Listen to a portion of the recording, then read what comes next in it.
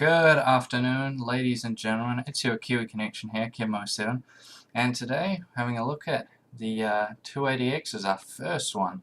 And this is going to be a little sidestep from the 290s that we'll be covering. And so now we're just going to go into the 280s and go through them. So first off, what is a 280X? It's basically a rebrand of a 7970 gigahertz edition. So most people are familiar with that card already.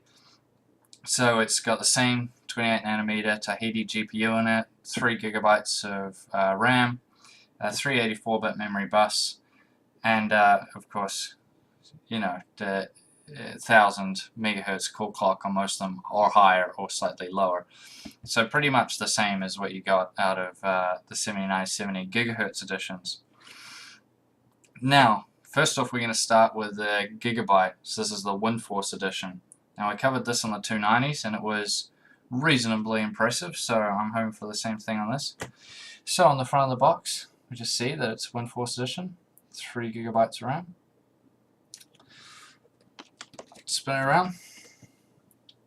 So you can see it has the, talking about the windforce cooler, the 8mm copper heat pipes, and their triangle cool technology.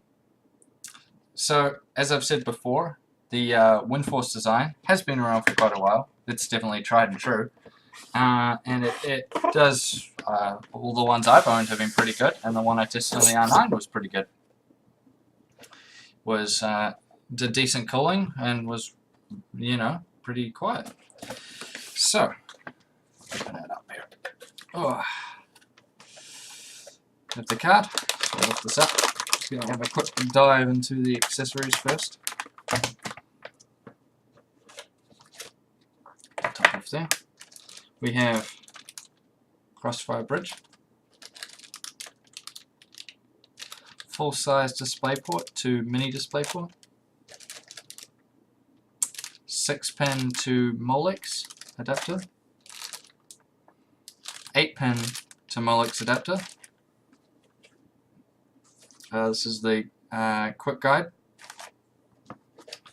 warranty card, and lastly the driver CD.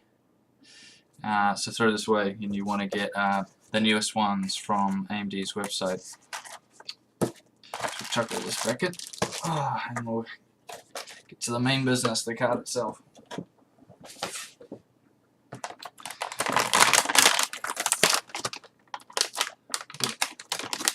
There we go. Alrighty. I've always liked the look of the windforce cards, so it's pretty standard compared to the ones you most likely will have seen before. We can see the 8mm copper heat pipes.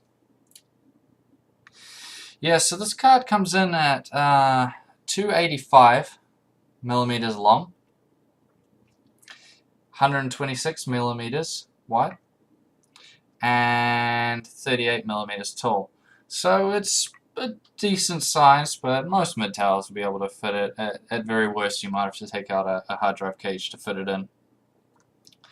Core clock on this is 1000 base, 1100 boost. Memory speed is 6000 megahertz, so very good. Obviously 3 gigabytes. There is no reference model 280, so I know there was a reference model 7970, but there's no reference model 280X, so we'll just be comparing all the non-reference ones to each other. Around the back we see DVD-D, HDMI, and 2 mini display ports.